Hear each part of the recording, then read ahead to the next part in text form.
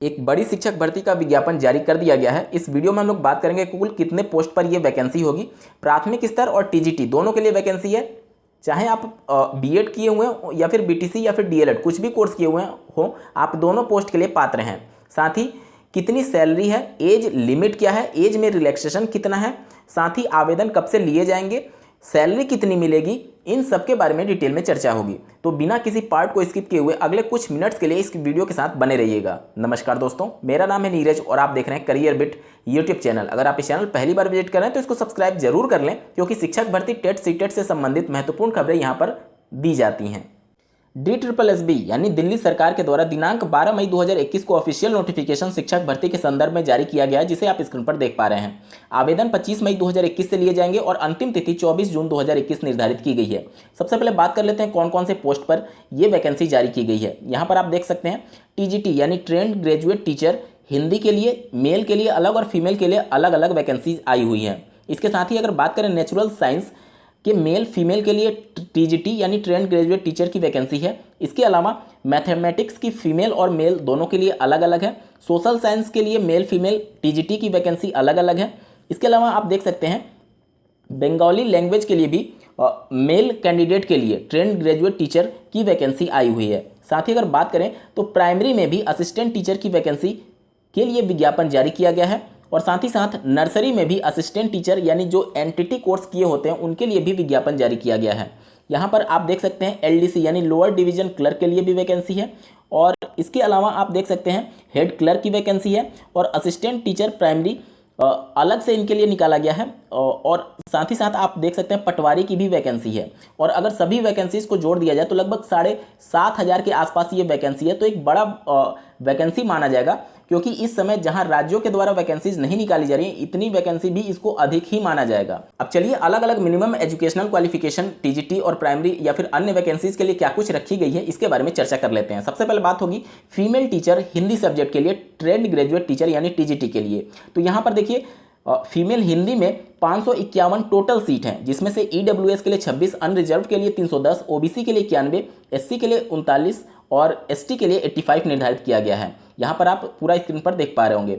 और अगर minimum educational qualification की बात की जाए तो आपका ऑनर्स होना चाहिए बीए में, मतलब हिंदी से आपका बीए होना चाहिए और ग्रेजुएशन में कम से कम 45% अंक आपका हासिल होना चाहिए। 45% से कम वाले अभ्यर्थी टीजीटी हिंदी के लिए अप्लाई नहीं कर पाएंगे। ठीक है, यहाँ पर देखिए जो दूसरा है वो डिग्री/डिप्लोमा इन टीचिंग लिखा हुआ है, यानी कि जिन्होंने बीएड किया हुआ है, क्योंकि बीएड को डिग्री कोर्स कहा जाता है टीचिंग में, और डिप्लोमा जिन्होंने बीटीसी या फिर डीएलएड कोर्स या फिर जेबीटी कोर्स या फिर ऐसा कोई भी कोर्स जो कि डीएलएड या फिर अन्य किसी नाम से जाना जाता है, यानी टीचिंग में जिनका डिप्लोमा होता है, वो भी टीजीटी के लिए अप्लाई कर पाएंगे। लेकिन तभी कर पाएंगे जब आपका ग्रेजुएशन में बीए में मेन सब्जेक्ट के रूप में हिंदी होगा। ठीक है, यहाँ पर सब कुछ क्लियर हो गया। सैलरी की बात की जाए तो 4600 ग्रेड पे की ये सैलरी है। ग्रेड बी की जॉब है, आप स्क्रीन पर देख पा रहे होंगे। एज लिमिट की अगर बात की जाए तो 32 ईयर एज जनरल कैटेगरी के लिए निर्धारित किया गया है। वहीं एज रिलैक्सेशन के बारे में भी आपको आगे वीडियो में पता चलेगा। ठीक है, अगर आप कैटेगरी से बिलोंग करते हैं तो आपको एज में कुछ रिलैक्सेशन भी दिया गया है। चलिए आगे बढ़ते हैं। ये अभी जो हमने देखा ये हिंदी फीमेल कैटेगरी के लिए टीजीटी के लिए था। ठीक है, अब दूसरा पोस्ट आप देख सकते हैं मेल कैटेगरी में हिंदी टीजीटी के लिए क्या कुछ निर्धारित किया गया है। तो सब कुछ कंडीशन सेम है, आप स्क्रीन पर देख पा रहे होंगे। इसमें भी डीएलएड और बीएड वाले दोनों लोग पात्र हैं। और अगर मेल कैटेगरी में वैकेंसीज की संख्या देखी जाए तो 556 टोटल पोस्ट हैं। हिंदी की सिर्फ मैं बात कर रहा हूँ टीजीटी में। ठीक है, आप स्क्रीन पर देख पा रहे होंगे। उसके बाद से इसमें भी आपको सीटेट क्वालिफाई होना अनिवार्य है। और बात करेंगे नेचुरल साइंस सब्जेक्ट में मेल कैंडिडेट के लिए टीजीटी के लिए कुल पोस्ट की संख्या 1040 है, जिसमें कैटेगरी वाइज आप स्क्रीन पर देख पा रहे होंगे। इसके लिए मिनिमम एजुकेशनल क्वालिफिकेशन आपकी बैचलर डिग्री रखी गई है और बैचलर डिग्री में जो एंट्री लेवल पर आपके पास कम से कम एक सब्जेक्ट इनमें से होना चाहिए, इंग्लिश, मैथमेटिक्स, नेचुरल और फिजिकल साइंस और सोशल साइंस में से। ठीक है, और मेन सब्जेक्ट के रूप में टीजीटी नेचुरल साइंस और फिजिकल साइंस के लिए आपके पास केमिस्ट्री, बायोलॉजी आप स्क्रीन पर जो देख पा रहे होंगे, जूलॉजी, और सोशल साइंस के लिए history, political science, economics, business studies, इन सब में मेन सब्जेक्ट के रूप में आपका ग्रेजुएशन कंप्लीट होना चाहिए। इसके लिए भी बीएड और बीटीसी दोनों अप्लाई कर सकते हैं। साथ ही सीटेट आपका अपर लेवल का क्वालिफाई होना चाहिए। अब अगर बात की जाए नेचुरल साइंस फीमेल कैंडिडेट के लिए, तो टीजीटी में उनके लिए कुल 824 वैकेंसीज हैं और जो एजुकेशनल क्वालिफिकेशन है वो भी सेम है एज ए मेल कैंडिडेट की तरह, ठीक है। और इनके लिए जो सैलरी निर्धारित की गई है, ग्रेड पे इनका 4600 है। मैथमेटिक्स सेक्शन में लड़कियों के लिए अगर टीजीटी वैकेंसी में टोटल पोस्ट की बात की जाए तो 1167 पोस्ट हैं और अलग अलग कैटेगरी वाइज आप स्क्रीन पर देख सकते हैं। इसकी अगर बात की जाए तो इसमें बैचलर डिग्री मांगा गया है ऑनर्स के साथ और 45% आपका इन एग्रीगेट होना चाहिए और कम से कम इलेक्टिव लेवल पे आपको इंग्लिश, मैथमेटिक्स, नेचुरल साइंस या फिर फिजिकल साइंस और इसके अलावा सोशल साइंस एज ए एक सब्जेक्ट के रूप में आपको पढ़ना होना चाहिए। और मेन सब्जेक्ट के रूप में आप देख सकते हैं यहाँ पर केमिस्ट्री, बायोलॉजी, बॉटनी, जूलॉजी और सोशल स्टडी के लिए हिस्ट्री, पॉलिटिकल साइंस, इकोनॉमिक्स और जैसा हमने पहले देखा ऊपर वाले में वहीं सब कुछ इसमें भी है, ठीक है। और अपर प्राइमरी का सीटेट मांगा गया है और डिप्लोमा और डिग्री दोनों वाले मतलब बीएड और बीटीसी दोनों इसके लिए एलिजिबल हैं। वहीं मेल कैंडिडेट की अगर बात की जाए मैथमेटिक्स सेक्शन में तो टीजीटी में उनके लिए कुल 988 पोस्ट निर्धारित किए गए हैं। कैटेगरी वाइज अलग अलग आप स्क्रीन पर देख सकते हैं। इनके लिए जो एजुकेशनल क्वालिफिकेशन वहीं रखी गई है कि मिनिमम आपका ग्रेजुएशन में 45% अंक होना चाहिए और ऑनर्स होना चाहिए। ऑनर्स में इलेक्टिव लेवल पर आपके पास इंग्लिश, मैथमेटिक्स, नेचुरल या फिर फिजिकल साइंस और सोशल साइंस कोई एक सब्जेक्ट होना चाहिए और मेन सब्जेक्ट के रूप में आपके पास जो स्क्रीन पर दिख रहा होगा केमिस्ट्री, बायोलॉजी, बॉटनी, जूलॉजी और सोशल साइंस में आपको हिस्ट्री, पॉलिटिकल साइंस, इकोनॉमिक्स ये सभी सब्जेक्ट मेन सब्जेक्ट के रूप में होना चाहिए। और साथ ही साथ सीटेट आपको चाहिए ही चाहिए और बीएड, बीटीसी दोनों इसके लिए अप्लाई कर सकते हैं और इनकी जो सैलरी है वो भी सेम है 4600 ग्रेड पे पर ये सैलरी निर्धारित की गई है।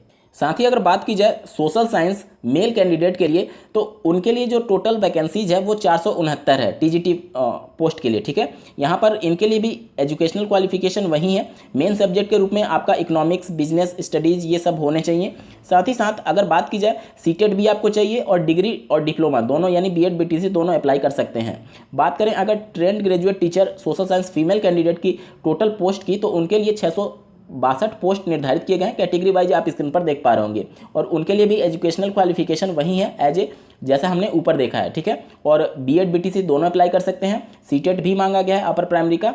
उसके बाद से बात करेंगे नेक्स्ट पोस्ट के लिए जो कि है टीजीटी में बंगाली लैंग्वेज के लिए। तो इसमें आपका बीए मांगा गया है, आपको Bengali as a main subject के रूप में पढ़ा होना चाहिए, यहाँ पर आप देख सकते हैं। साथ ही आपका सीटेट और ये सभी क्वालिफाई होना ही चाहिए और बीएड, बीटीसी दोनों इसके लिए अप्लाई कर सकते हैं। बात करेंगे नर्सरी लेवल पर असिस्टेंट टीचर की तो इनके लिए टोटल पोस्ट है 74 और यहाँ पर मिनिमम एजुकेशनल क्वालिफिकेशन जो है वो डिप्लोमा और certificate in nursery teacher education. साथ ही अगर आपका बीएड है नर्सरी में तो आप अप्लाई कर सकते हैं, नॉर्मल बीएड वाले नहीं, जिनका नर्सरी में बीएड है वो अप्लाई कर पाएंगे। साथ ही इनकी जो ग्रेड पे है वो 4200 है। इसके लिए सीटेट पास होना अनिवार्य नहीं है, ठीक है। बात की जाए एलडीसी यानी lower division clerk junior secretariat assistant की तो इनके लिए टोटल पोस्ट जो है 278 है और साथ ही साथ हाई स्कूल या फिर सेकेंडरी स्कूल जो पास कर चुके हैं वो अभ्यर्थी इसके लिए अप्लाई कर सकते हैं।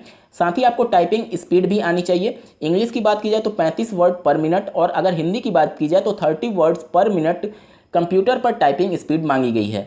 इनका जो ग्रेड पे है 1900 है। ग्रेड सी की ये जॉब होगी और एज लिमिट 18 से 27 वर्ष निर्धारित किया गया है। एज रिलैक्सेशन आगे हम लोग बात करेंगे इसमें भी, ठीक है। अब बात करेंगे असिस्टेंट टीचर प्राइमरी लेवल के लिए तो जो भी अभ्यर्थी बीटीसी या फिर डीएलएड जो भी जिस भी नाम से डिप्लोमा कोर्स जाना जाता हो, अगर आपने इंटरमीडिएट के बाद किया या फिर ग्रेजुएशन के बाद किया, सभी लोग इसमें आवेदन करने के लिए पूरी तरीके से पात्र हैं। यहाँ पर मैं क्लियरली बता दूं कि बीएड अभ्यर्थी प्राथमिक लेवल के लिए पात्र नहीं माने गए हैं। यहाँ पर मिनिमम एजुकेशनल क्वालिफिकेशन में देख सकते हैं बीएड के कोई कहीं भी जिक्र नहीं किया गया है।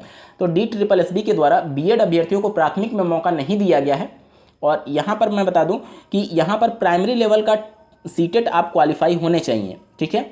दोस्तों अब बात कर लेते हैं एज रिलैक्सेशन के बारे में। तो अगर आप अनरिजर्व कैटेगरी से बिलोंग करते हैं तो 32 वर्ष अधिकतम आयु निर्धारित की गई है आवेदन करने के लिए। साथ ही अगर आप किसी कैटेगरी से बिलोंग करते हैं, SC ST की बात की जाए तो 32 वर्ष के बाद 5 वर्ष का अतिरिक्त आयु में छूट आपको दिया गया है। OBC से अगर आप बिलोंग करते हैं तो 32 + 3 यानी कि 35 वर्ष अधिकतम आयु तक OBC वाले अभ्यर्थी आवेदन कर सकते हैं। PWD के लिए 10 वर्ष आयु में रिलैक्सेशन दिया गया। साथ ही अगर आप PWD हैं मीन्स किसी डिसेबिलिटी के साथ SC ST कैटेगरी में बिलोंग करते हैं तो आपको 15 वर्ष का अतिरिक्त छूट दिया गया है। PWD + OBC के लिए 13 वर्ष का अतिरिक्त छूट दिया गया है। अगर सिलेक्शन प्रोसेस की बात की जाए तो यहाँ पर 2 टियर का एग्जाम होगा। पहला टियर आपका ऑब्जेक्टिव टाइप क्वेश्चंस होंगे और दूसरा टीयर डिस्क्रिप्टिव टाइप होगा। ठीक है, यहाँ पर देख लीजिए जनरल कैंडिडेट के लिए क्वालिफाइंग मार्क्स 40%, ओबीसी के लिए 35%, SC ST PH के लिए 30% और एक सर्विसमैन के लिए 5% अलग से रिलैक्सेशन दिया गया है उनकी रिस्पेक्टिव कैटेगरीज में। ठीक है, यहाँ पर देख लीजिए जो इंटरव्यू होना है उसमें कोई भी मिनिमम क्वालिफाइंग मार्क्स निर्धारित नहीं किया गया है। और थर्ड पॉइंट आप देख सकते हैं, selection through academic records and interview screening test and interview, मतलब जो सिलेक्शन होगा वो आपके एकेडमिक रिकॉर्ड और आपके इंटरव्यू और जो रिटन एग्जाम में जैसा आप परफॉर्म करेंगे उन सब के आधार पर फाइनल मेरिट लिस्ट तैयार की जाएगी। दोस्तों मैं उम्मीद करता हूँ आपको ये वीडियो पसंद आया होगा। इस वीडियो को देखने के लिए आपका बहुत बहुत धन्यवाद। भगवान करे आपका दिन शुभ हो।